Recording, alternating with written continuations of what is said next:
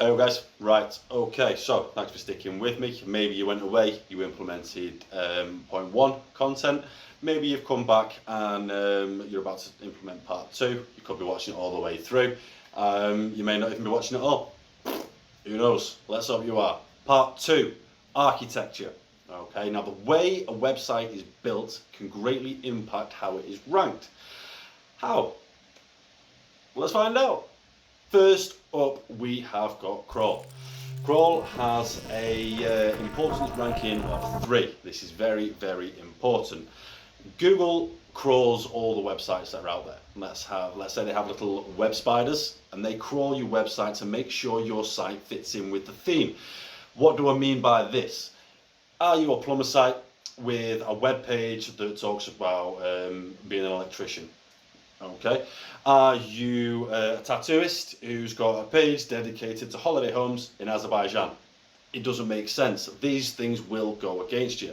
So just make sure that the crawlers can crawl your website, make them known to Google, and just make sure your site fits in with the theme and the niche that you're trying to slot yourself into. Next up, we've got mobile. Again, this is an importance ranking of 3. Pretty much 80% of all searches online are done through a mobile device.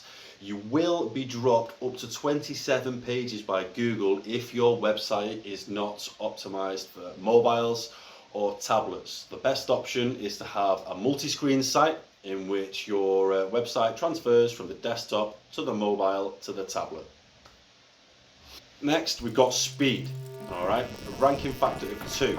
Slow, clunky websites that take a while to load frustrate your users. If it frustrates your users, Google's going to notice, and then you will get penalized for it. How can you make your site faster? If you have a lot of images on there, go onto any, type into Google, image compressor, and then you can compress all your images and all your videos smaller. And then finally, we've got your URLs, or as I like to call them, URLs. This has a ranking factor of 1. It's not massively important that you incorporate these into your web pages or your web address, but it can help you. As an example, if you are a builder in London, if you have builderslondon.co.uk as your title, you're more likely to come up when someone searches for builders in London. If you already have your web page, as I say, ranking factor 1, not massively necessary, but if you are watching this when you're about to set up your web page, please think about putting keywords into your title as well as locations, because it can only serve you well. That is everything for architecture, so you can go off now, implement these if you want. Otherwise, let's move on to part 3.